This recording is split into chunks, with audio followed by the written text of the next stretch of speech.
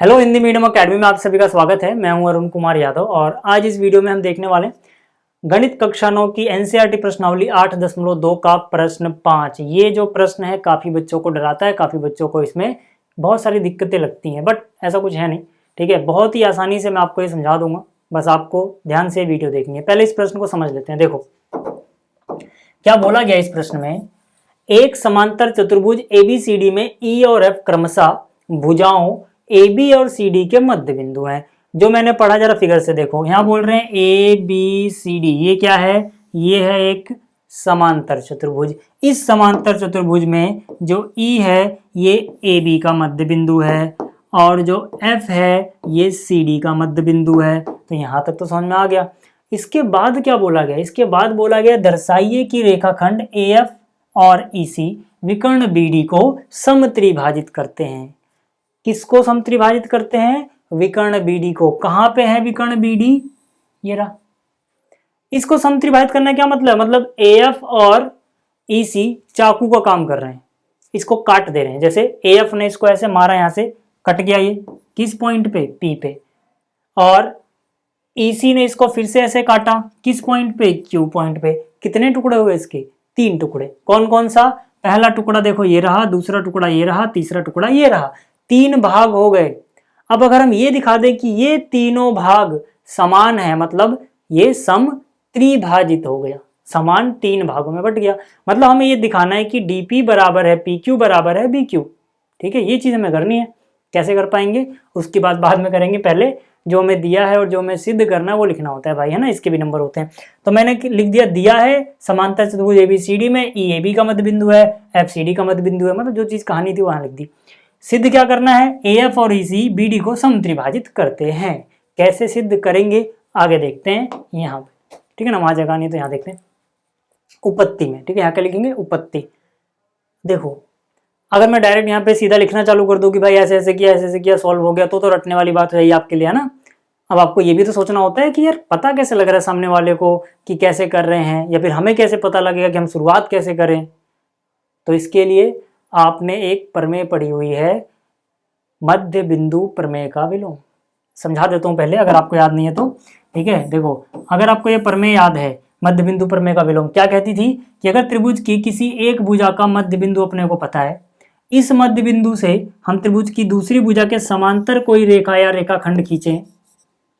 देखो इसका मध्य बिंदु पता था, इसके समांतर ये खींचा गया, तो ये तीसरी भुजा को भी समद्विभाजित करेगा, मतलब ये टुकड़ा इसके बराबर हो जाएगा। लेकिन इसके लिए मुझे एक बात पता होनी चाहिए कि त्रिभुज का एक भुजा का मध्य बिंदु और इसी मध्य बिंदु से समांतर रेखा किसी दूसरी भुजा के, तो जो तीसरी भुजा होगी तब वो समद्विभाजित होगी। तो यार जैसे ही मुझे ये बात पता लगी मध्य बिंदु वाली, मेरे दिमाग में एक बात क्लिक करी कि यार यहाँ पे एफ को ये मध्य बिंदु बोल रहे हैं ना, किसका? सी डी का। तो मैंने देखा कि अगर ये एफ मध्य बिंदु है तो क्या कोई त्रिभुज बन रहा है जिसका मध्य बिंदु आ जाए ये किसी भुजा का? हाँ, मेरे दिमाग में तुरंत है यार, देखो ये रहा एक त्रिभुज, दिख रहा है क्या? जो ये लाल से दिखा रहा हूं, देखना जरा, इसमें एफ जो है वो सी डी का मध्य बिंदु है क्या? बिल्कुल है। अब मेरे दिमाग में आ रहा है कि यार इसके मुझे दोनों टुकड़े ये पहले बराबर दिखाने हैं। अगर मैं 2 बराबर दिखा दूं, कम से कम ये तो इसके बराबर होगा। उसके लिए मुझे क्या चाहिए? ये मध्य बिंदु था, मध्य बिंदु से ये जो चीज खींची गई है, अगर ये मैं इसके समांतर दिखा दूं, इसको अगर मैं इसके समांतर दिखा दूं, तो ये टुकड़ा इसके बराबर हो जाएगा, मध्य बिंदु प्रमेय के विलोम से हो जाएगा ना। और ऐसे ही फिर मैं इस नीचे वाले त्रिभुज में कर दूं कि भाई ये तो मध्य बिंदु है ही, इसको इसके समांतर दिखा दूं तो ये भी मध्य बिंदु हो जाएगा, क्योंकि ये भी समद्विभाजित हो जाएगा। तो काम बन सकता है ना, बहुत आसान है। लेकिन दिक्कत कहाँ है पता है? दिक्कत यहाँ नहीं है कि मध्य बिंदु है, वो तो हमें दिया ही हुआ है। दिक्कत है कि हम इसको इसके समांतर कैसे करेंगे। इसी तरह से नीचे वाले त्रिभुज में, जो आपको नीचे त्रिभुज नजर आ रहा है, इसमें ये तो मध्य बिंदु दिया है तो इसमें कोई दिक्कत नहीं है ना, इस वाले त्रिभुज में। लेकिन इसको इसके समांतर कैसे करोगे, ये दिक्कत है। और इस दिक्कत का समाधान क्या है? जो मैंने इतना लेक्चर दिया वो इसीलिए दिया कि मैं जो पहला स्टेप शुरू करूंगा वो मैं क्या करूंगा, वो मैं ए ई सी एफ को समांतर चतुर्भुज सिद्ध करूंगा। अगर मैं डायरेक्ट शुरू कर देता फिर आप सोचते यार कैसे पता लग रहा है समांतर चतुर्भुज सिद्ध करने से होगा। बट अब आपके दिमाग में आइडिया होगा कि अगर मैं इसको समांतर चतुर्भुज सिद्ध कर दूं तो पक्की बात है यार कि ये इसके भी समांतर होगा। भाई समांतर भुजाओं के, सम्मुख भुजाओं के टुकड़े ही तो हैं ये, तो ये भी समांतर होंगे अगर ये समांतर चतुर्भुज हो जाए तो। और उसी तरह से ये भी इसके समांतर हो जाएगा। समांतर वाला जो दिक्कत थी वो खत्म हो सकती है अगर मैं इसको समांतर चतुर्भुज सिद्ध कर दूं तो मैं पहले वही कर रहा हूं। कैसे करेंगे जरा ध्यान से देखना कि इसको हम समांतर चतुर्भुज कैसे सिद्ध करेंगे। कैसे कर सकते हैं, पहले हम लिखेंगे कि भैया जो AB है और जो CD है वो बराबर है। पक्की बात है कि मैं AB को CD के बराबर लिख सकता हूं। AB है और CD है, ये बराबर है। क्यों? समांतर चतुर्भुज की सम्मुख भुजाएं। कौन से समांतर चतुर्भुज की? पूरा लिख दूं क्या? समांतर चतुर्भुज बड़ा वाला जो ABCD है इसकी बात कर रहा हूं। समांतर चतुर्भुज ABCD की सम्मुख भुजाएं। ठीक है। अब आप कहोगे कि यार हमें तो इतने की बात की थी, अब तो पूरा लिख दिया, पूरा AB पूरे CD के बराबर लिख दिया, इससे क्या फायदा होगा? देखो यार, अगर पूरा बराबर है तो ये उसका आधा ही तो है। भाई पूरे AB का AE क्या है? आधा, क्योंकि E मध्य बिंदु है। अगर E मध्य बिंदु होगा तो पूरे का आधा क्या हो जाएगा? AE। और F मध्य बिंदु है तो पूरे का आधा क्या हो जाएगा? CF। तो मतलब क्या करो, दोनों तरफ भाग दे दो 2 से, तो AB/2 बराबर CD/2। ABCD बराबर था, उनका आधा भी बराबर होगा। इसका आधा हो गया AE, AB का आधा क्या हो गया? AE, हमें इससे मतलब है, और CD का आधा हो गया CF। समझ में आ गई बात? इसी तरह से, ठीक है, इसी तरह से और देखो, क्या AB और CD समांतर भी होंगे? AB समांतर होगा ना CD के, वही समांतर की सम्मुख भुजाएं। तो यार अगर पूरा AB पूरे CD के समांतर है तो क्या AE इसी AB का टुकड़ा है? बिल्कुल। क्या CF इसी CD का टुकड़ा है? बिल्कुल। मतलब अगर ये समांतर है तो इनके टुकड़े भी समांतर होंगे। तो यानी कि AE, इसका मतलब क्या है? इसका मतलब अगर ये समांतर है तो इसका टुकड़ा AE और CD का टुकड़ा CF, ये भी तो समांतर होगा। 1 व 2 से, 1 व 2 से। देखो जरा यार, मैंने आपको क्या पढ़ाया था? मैंने आपको पढ़ाया था कि अगर अपने पास कोई चतुर्भुज है और चतुर्भुज की सम्मुख भुजाओं का, जैसे कि ये वाली भुजा और ये वाली भुजा, कोई एक जोड़ा आपस में समांतर भी हो, आपस में बराबर भी हो, तो समांतर चतुर्भुज बनता है। तो AE और CF आपस में बराबर भी हैं और AE और CF आपस में समांतर भी हैं। इसका क्या मतलब हुआ? इसका मतलब हुआ AECF समांतर चतुर्भुज है। अब जैसे ये हुआ, आपको मध्य बिंदु प्रमेय लगा दे, मध्य बिंदु प्रमेय का विलोम लगा देना है 2 बार। ठीक है, पहली बार किस में लगाओगे? किसी एक त्रिभुज में। जैसे अब मैं यहां लिखता हूं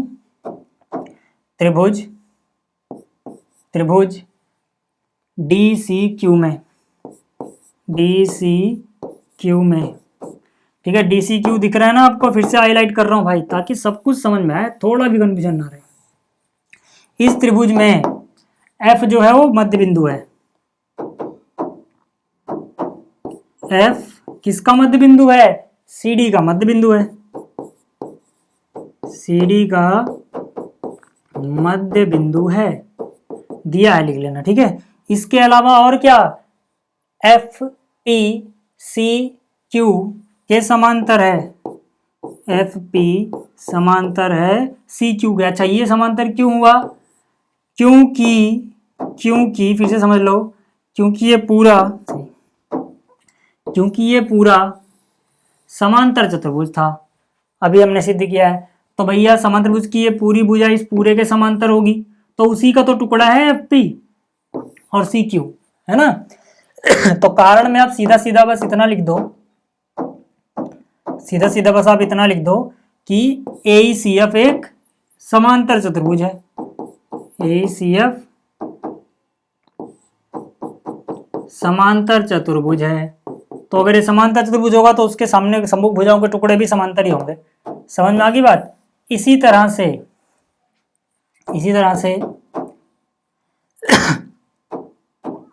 तो जैसे ही, ठीक है, जैसे ही इतना हुआ, अब हम यहाँ पे मध्य बिंदु प्रमेय का विलोम लगा देंगे, जो कि मैंने आपको समझा दिया है कि अगर ये मध्य बिंदु है और यहाँ से समांतर खींची गई है तो ये इस भुजा को भी समद्विभाजित कर देगा, मतलब डीपी बराबर क्यूपी हो जाएगा। इसका मतलब डीपी बराबर क्यूपी हो गया। यहाँ पे आप लिखोगे मध्य बिंदु प्रमेय का विलोम, यानी कि प्रमेय 8.10 जो आपके एनसीईआरटी में दी गई है। समझ में आ गया। जैसे ही ये हुआ, इसी तरह से हम बोलेंगे इसी प्रकार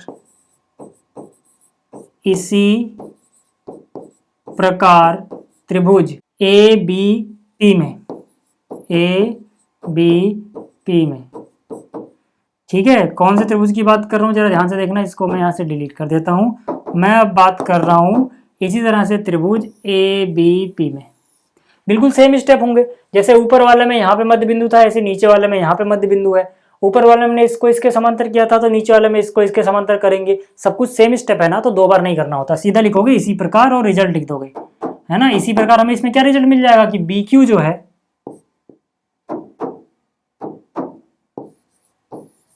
वो बराबर है क्यूपी के। इसको समीकरण 1 बोल दो, चलो 1 2 वहां पे बोल चुके हैं, तो चलो इसको 3 बोल देते हैं और इसको 4 बोल दो, ठीक है। तो हम सीधा सीधा क्या लिख सकते हैं, 3 व 4 से हम सीधा सीधा लिख सकते हैं 3 व 4 से। देखो जरा यहाँ पे डीपी जो है वो किसके बराबर है, क्यूपी के, और यहाँ पे क्यूपी किसके बराबर है, बीक्यू के। तो मैंने लिख दिया क्यूपी बीक्यू के बराबर, तो क्यूपी बराबर बीक्यू, मतलब तीनों टुकड़े ही बराबर हो गए हैं ना। डीपी क्यूपी के बराबर है, क्यूपी बीक्यू के बराबर, तो डीपी बराबर क्यूपी, क्यूपी बराबर बीक्यू, तीनों ही क्या आ गया आपस में बराबर। तो मतलब वो तीनों टुकड़े आपस में बराबर हैं, तो मतलब वो समत्रिभाजित हो गया, लिख सकते हो। इसका मतलब ये समत्रिभाजित हो गया।